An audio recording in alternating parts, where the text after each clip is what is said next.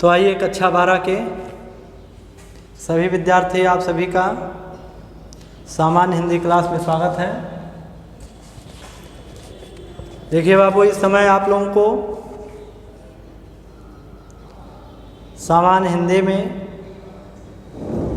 बहुत महत्वपूर्ण चैप्टर पढ़ाया जा रहा है, श्रद्धा मन, जो कामायनी महाकाव्य से है। ठीक है, तो इसमें जो है हम लोग जो है कुछ पंक्तियां पढ़ चुके हैं। श्रद्धा मनु का परिचय पूछती है, मनु श्रद्धा का परिचय पूछते हैं, फिर श्रद्धा मनु को अपना परिचय देते हुए बता रही है कि मैं कैसे आप तक पहुंची हूँ।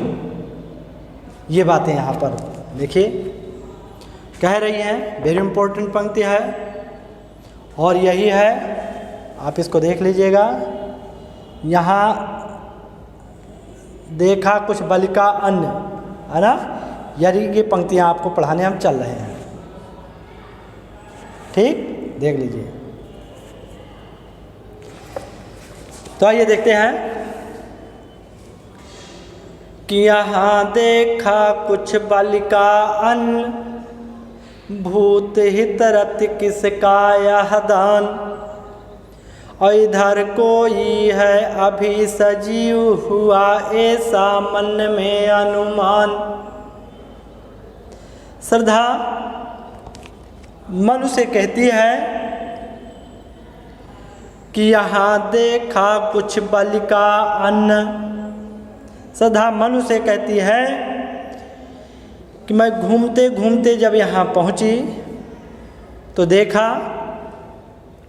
कि संसार के सभी प्राणियों के भूत हितरत, भूत हितरत माने संसार के सभी प्राणियों के भरण पोषण के लिए, भरण पोषण के लिए गृहस्थों के द्वारा निकाला गया प्रतिदिन का अनाज।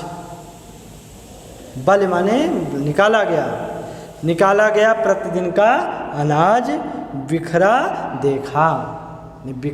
देखा कि इधर कोई है अभी सजीव हुआ ऐसा मन में अनुमान। क्या कह रही हैं कि इधर कोई है अभी सजीव, तो मेरे मन ने अनुमान लगाया, मेरे मन ने अनुमान लगाया कि इधर अभी शायद कोई जीवित व्यक्ति है, और मैं घूमते घूमते आप तक पहुंच गई, और मैं घूमते घूमते आप तक पहुंच गई। यानी क्या देख करके? उस बिखरे हुए अन्न को देख करके। गृहस्थ लोग क्या करते हैं, भोजन करने से पहले थोड़ा सा अनाज निकाल लेते हैं, है ना, और अनाज निकाल करके जीव जंतुओं के लिए निकालते हैं, कुत्ता बिल्ली पशु पक्षी जो भी रहते हैं उनको खिलाने के लिए। अब आप स्वयं खा जाते हो तो बातें अलग है, लेकिन अगर भोजन कर रहे हैं थोड़ा सा अनाज जरूर जीव जंतुओं को खिला देना चाहिए। अपने खाने से ही सब कुछ थोड़ी है ना। तो वही कहा गया है कि यहाँ देखा कुछ बालिका अन्य, भूत हितरत किसका यह दान। श्रद्धा मन से कहती है कि घूमते घूमते हम यहाँ पर आई तो देखा कि संसार के सभी प्राणियों के लिए भरण पोषण के लिए गृहस्थों के द्वारा प्रतिदिन निकाला गया अनाज यहाँ बिखरा हुआ था। तो इधर कोई है अभी सजीव हुआ ऐसा मन में अनुमान। तो मेरे मन ने अनुमान लगाया, अंदाजा लगाया कि शायद इधर अभी कोई जीवित इंसान है, और मैं आप तक घूमते घूमते पहुंच गई। आगे क्या कह रही है, बता रही भाई कैसे क्या, कि तपस्वी क्यों इतने हो क्लांत, वेदना का यह कैसा वेग, आह तुम कितने अधिक हताश। बताओ यह कैसा उद्वेग। तब श्रद्धा मनु से आगे पूछ रही हैं कि तपस्वी क्यों इतने हो क्लांत। श्रद्धा मनु से कहती हैं कि मगर हे तपस्वी, मुझे एक बात बताओ, तुम इतने थके हुए क्यों दिखाई दे रहे हो और तुम्हारे अंदर वेदना बड़ी तीव्र गति से क्यों जल रही है? ये दुख क्यों इतना तेजी से आपका बढ़ रहा है? आह तुम कितने अधिक हताश, बताओ यह कैसा उद्वेग। आह तुम्हारे अंदर कितनी हताशा भरी हुई है, तुम जीवन से कितने निराश हो। तुम मुझे बताओ कि तुम्हारी उद्वेग माने चिंता, तुम्हारी चिंता का क्या कारण है? तुम अपने आप को अकेले क्यों समझते हो? समझ जाओ यहाँ पर क्या शुरू हो गया है ना। कौन कह रही हैं? श्रद्धा मनु से कह रही है। आगे चलते हैं, तब आगे और समझा करके कह रही हैं कि दुख की पिछली रजनी बीच बिखता सुख का नवल प्रभात, कि एक पर्दा या झीना नील छिपाए है जिसमें सुख गात। श्रद्धा वेरी इंपॉर्टेंट लाइन है, वेरी इंपॉर्टेंट पंक्ति है, बहुत बार बोर्ड पेपर में पूछा गया है, तो ध्यान दीजिएगा इसको। कि दुख की पिछली रजनी बीच बिखता सुख का नवल प्रभात। श्रद्धा मनु को समझाती हुई आगे कहती है कि हे मनु, देखो, दुख की पिछली काली रात के बीच, रजनी माने रात, दुख की पिछली काली रात के बीच ही सुख का नया सवेरा, प्रभात माने सवेरा, सुख का नया सवेरा विकसित होता है। ये भी जान लो कि दुख की काली रात बीत जाएगी और बीत जाती है, और सुख का नया सवेरा भी आता है। ऐसा नहीं रहता जीवन में कि दुख ही दुख रहेगा, रात ही रात बनी रहेगी। वही कह रही हैं कि एक पर्दा यह झीना नील छिपाए है जिसमें सुगात। कह रही है कि एक पर्दा झीना नीला, एक पर्दा झीने नीले, है ना, झीने नीले सुख को छिपाए हुए है, सुख को छिपाए हुए है, जो अब इस समय प्रतीत हो रहा है। यानी अब तुम्हारा दुख दूर होने वाला है। ठीक, आगे और क्या कह रही हैं कि जिसे तुम समझे हो अभिशाप। और क्या करें कि जिसे तुम समझे हो अभिशाप, जगत की ज्वालाओं का मूल, इसका वह रहस्य वरदान कभी मत इसको जाओ भूल। श्रद्धा आगे कहती है कि हे मनु, जिस दुख को तुम अभिशाप समझते हो, साप समझते हो, वह इस संसार की ज्वालाओं का, यानी संसार की पीड़ा का मूल कारण है।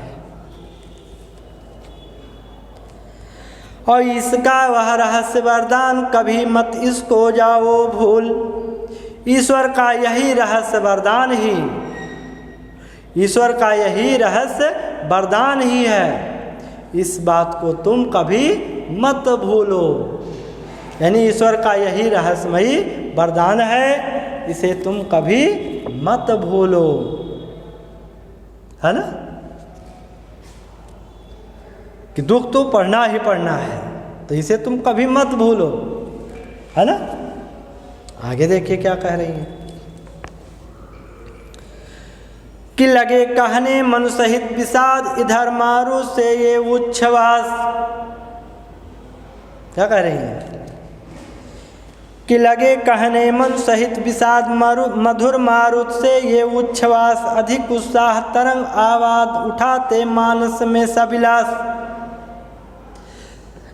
श्रद्धा अब इस तरह से जब कहती हैं तब मनु दुखी होकर कहने लगते। क्या कहते हैं कि लगे कहने मनु सहित विषाद। श्रद्धा के द्वारा समझाने पर मनु कहते हैं, मनु दुखी होकर के दुख के साथ, विषाद माने दुख के साथ कहने लगते हैं कि मधुर मारू से ये उच्छ्वास, कि तुम्हारी जो मीठी आवाज़ है, वो मीठी आवाज़, मधुर मारू से ये उच्छ्वास, वो तुम्हारी ऊंची ऊंची सांसें जो खुशबू से भरी हुई हैं, अधिक उत्साह तरंगाभाग उठाते मानस में सविलास, वो हमारे अंदर अत्यधिक आवाज माने अत्यधिक उत्साह बढ़ा रही है। और उठाते मानस में सविलास, जो मानवता के लिए विलास, जो मानवता के विकास के लिए जरूरी है, जो मानवता के विकास के लिए जरूरी है, आवश्यक है ना। फिर आगे क्या कह रही है, किंतु जीवन कितना निरुपाय लिया है देख नहीं संदेह, और निराशा है जिसका परिणाम सफलता का यह कल्पित गेह है। श्रद्धा मनु और भी आगे कह रहे हैं, किंतु श्रद्धा ये भी देखो, ये भी जानो, किंतु यह जीवन, किंतु श्रद्धा ये भी जान लो कि इसमें कोई संदेह नहीं है कि यह जीवन कितना कठिन है और उसको सुलझाने के लिए कोई उपाय नहीं है। कि निराशा है जिसका परिणाम सफलता का यह कल्पित गेह है, कि जिसके जीवन में निराशा ही जिसका परिणाम है, निराशा ही जिसका परिणाम है, सफलता का यह कल्पित गेह है। यहाँ तो कल्पनाओं की सफलता का घर है, यहाँ तो कल्पनाओं की सफलता का घर है। लोग कल्पना ही करते रहते हैं, कल्पना में ही सफलता पाते रहते हैं, तो कल्पनाओं के सफलता का घर है। कौन कह रहे हैं? मनु कह रहे हैं, श्रद्धा से कह रहे हैं। तो कहा आगंतुक ने सा इसने, अरे तुम इतने हुए अधीर, हार बैठे जीवन का दांव जीतते मरकर जिसको वीर। तब श्रद्धा मन को समझा रही है, फिर कह रही है कि कहा आगंतुक ने सा स्नेह, तब आए हुए व्यक्ति श्रद्धा ने प्रेम पूर्वक कहा, करे तुम इतने अधीर और निराश क्यों हो रहे हो? हे मनु, तुम इतने अधिक निराश अधीर क्यों हो रहे हो? कि हार बैठे जीवन का दांव जीतते मरकर जिसको वीर। कि तुम तो अपने जीवन में हार करके बैठ गए हो, जबकि वीर लोग उसको जीत करके ही मरते हैं।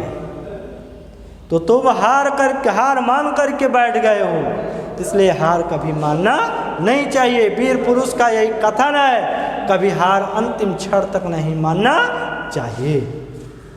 ठीक है, तो ये चीज़ें जो है श्रद्धा मन को समझा रही है। अब अगला आपको बस आप पंक्तियाँ नोट कर लीजिए, क्वेश्चन नोट कर लीजिए, आगे चलते हैं। लिखना क्या है आपको, इम्पोर्टेंट पंक्ति है एकदम।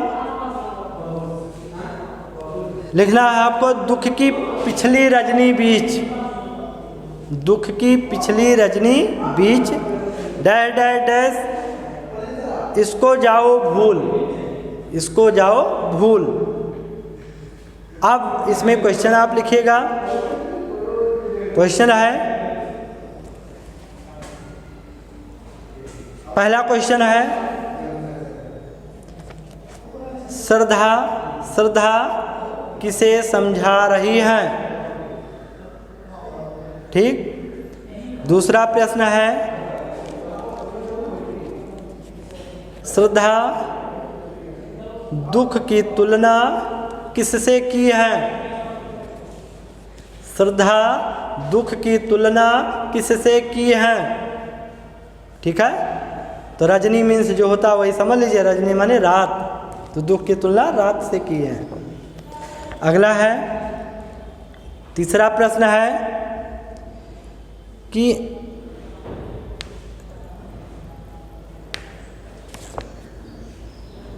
दुख किसका रहस्यमयी वरदान है? दुख किसका रहस्यमयी वरदान है? तो इस माने ईश्वर, ईश्वर का रहस्यमयी वरदान है ना। बाकी रेखांकित कर लीजिएगा कि दुख की पिछली रजनी बीच बिकता सुख का नवल प्रभात, यही 2 लाइन आप अंडरलाइन करके व्याख्या लिखिएगा, बाकी और सब कंप्लीट हो जाएगा।